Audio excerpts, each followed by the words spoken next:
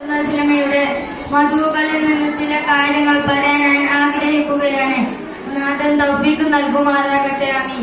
സൂര്യനും ചന്ദ്രനും അടക്കം കോടാനുകോടി നക്ഷത്രങ്ങളും ഗ്രഹങ്ങളും ഉപഗ്രഹങ്ങളും വെട്ടിത്തിളങ്ങുന്ന അത്ഭുതകരമായ ഈ ലോകത്തിന്റെ സൃഷ്ടിക്ക് കാരണമാണല്ലോ അഷ്റഫുൽ ഹൽഖ് ത്വാഹ റസൂലുള്ളാഹി സ്വല്ലല്ലാഹു അലൈഹി വസല്ലം തങ്ങൾ.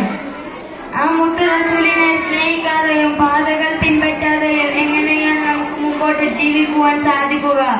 കാരണം എന്നെയും എന്റെ മുമ്പിലിരിക്കുന്ന നിങ്ങളെയും ഈ ലോകത്തുള്ള സർവ്വജീവജാലങ്ങളെ സൃഷ്ടിപ്പിനു പോലും കാരണം ആദ്യ നബി സല്ലല്ലാഹു അലൈഹി വസല്ലം തങ്ങൾ മാത്രമാണ്. അള്ളാഹു നമ്മെ പഠിപ്പിക്കുന്നത് ലൗലാ കലിമ ഹലകതൽ അഹ്ലാഖ്, നബിയെ അങ്ങ് ഇല്ലായിരുന്നുവെങ്കിൽ നാം ഈ ലോകത്തെ പോലും സൃഷ്ടിക്കില്ലായിരുന്നു എന്നാണ്. സഹോദരങ്ങളെ, അവസാനം ലോകത്തോട് വിട പറയുന്ന സമയത്ത് പോലും ഉമ്മത്തി ഉമ്മത്തി എന്ന് മന്ത്രിച്ചു പറഞ്ഞ മുത്ത് റസൂലിനെ അദ്ദേഹത്തെ സ്നേഹിക്കാൻ നാം ഓരോരുത്തരുടെയും ബാധ്യതയാണ്. മഹ്ശറാവൻ സഭയിൽ കത്തിച്ചൊലിക്കുന്ന സൂര്യന്റെ മുന്നിൽ വിയർപ്പിൽ മുങ്ങി കുളിക്കുന്ന മനുഷ്യർ ആദം നബി മുതൽ സർവ്വ നബിമാരുടെയും സന്നിധിയിൽ ചെന്നുകൊണ്ട് രക്ഷ ആവശ്യപ്പെടുമ്പോഴും അവർക്ക് രക്ഷകനായി എത്തുന്നത് ആദ്യ നബി സല്ലല്ലാഹു അലൈഹി വസല്ലം തങ്ങളാണ് മാത്രമാണെന്ന സത്യം നമ്മെ കൂടുതൽ ആവേശഭരിതരാക്കുന്നു. നബി സല്ലല്ലാഹു അലൈഹി വസല്ലമയോട് സ്വഹാബിമാർക്കുണ്ടായിരുന്ന സ്നേഹത്തിന് അതിരില്ലായിരുന്നു.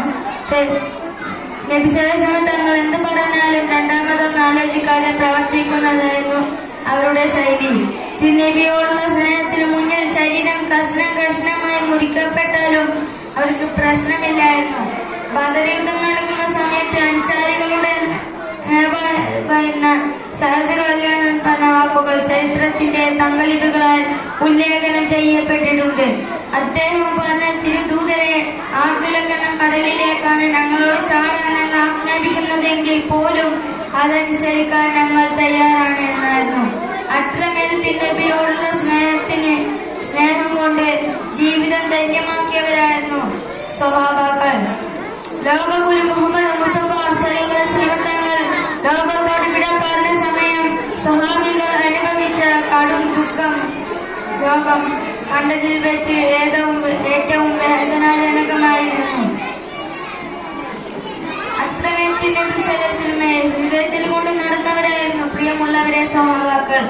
പ്രവാചക സ്നേഹത്തിന്റെ ആഴങ്ങളിലേക്ക് ഇറങ്ങിച്ചെല്ലാൻ അല്ലാഹു നമുക്ക് തൗഫീഖ് ചെയ്യട്ടെ എന്ന പ്രാർത്ഥനയോടെ ഞാൻ എന്റെ വാക്കുകൾ ഉപസംഹരിക്കട്ടെ. അസ്സലാമു അലൈക്കും.